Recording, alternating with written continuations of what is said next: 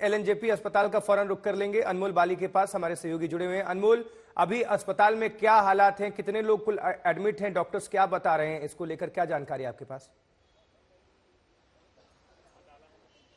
Ashutosh, railway की नाकामयाबी और प्रशासन की नाकामयाबी के कारण देखा जा रहा है कि 18 लोगों की मौत हो गई है, जिसमें बताया जा रहा है कि तकरीबन 9 महिलाएं, 4 पुरुष और 5 बच्चे हैं। जब रात हम यहां पर पहुंचे, हम अस्पताल के अंदर थे, हमने चीख पुकार भी सुनी।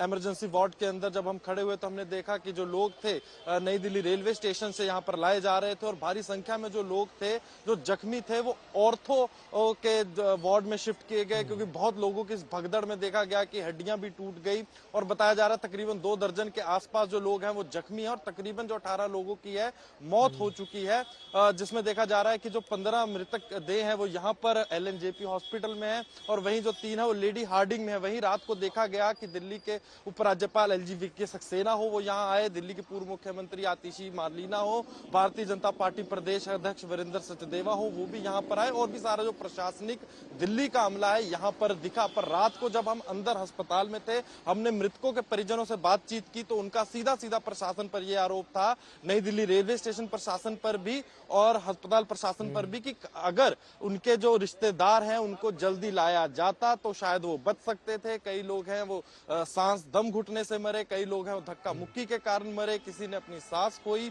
किसी ने अपनी भाभी खोई और ज्यादातर यहाँ पर वो लोग भी दिखे जो दिल्ली में रहते हैं और जिनके रिश्तेदार यहाँ से प्रयागराज जा रहे थे और भी अन्य जगह पर जा रहे थे, अपनी अपनी मंजिलों की तरफ जा रहे थे। तो उनके जो दिल्ली के लोकल रिश्तेदार हैं वो भी यहाँ आते दिखे और जब जब उनको पता लगा कि उनके जो परिजन हैं, उनके जो रिश्तेदार हैं वो नहीं रहे, धक्का मुक्की में है, जो उनकी जान चली गई, तो उनकी आंखों में आंसू भी देखने को मिले। पर सीधा सीधा उनका आशुतोष प्रशासन पर भी ये आरोप था।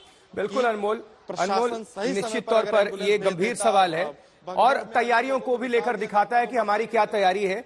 और सुशांत मेहरा, हमारे सभी जो संवाददाता है रात भर कवर करते रहे ताकि आपसे भी दर्शकों तक उचित जानकारी और तस्वीरें पहुंच सके, अपडेट पहुंच सके।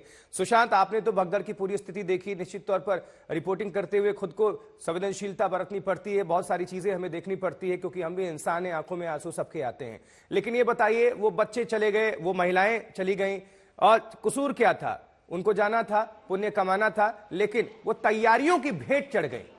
एक मेरा सवाल यह है कि जब हम कहीं भी प्राइवेट चीजों में जाते हैं, मान लीजिए हम सिनेमा देखने जाते हैं, 100 सीटें होती है तो 100 टिकट ही अलाउ होता है, किसी को भी जमीन पर हमने नहीं देखा है बैठते हुए। लेकिन अगर रेलवे के बोगी के अंदर अगर 80 मान लीजिए सीटें हैं तो फिर 800 टिकट कैसे दे दिए जाते हैं? यह सबसे बड़ा प्रश्न है, ये कौन देखेगा?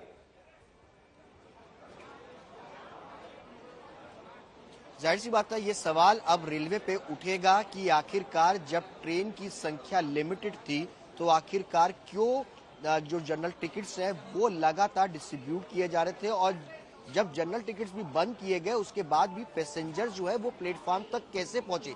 ये सवाल जो है अब लगातार खड़े हो रहे हैं रेलवे के ऊपर कि आखिरकार इतने सारे पैसेंजर्स की संख्या प्लेटफॉर्म पर कैसे पहुंची।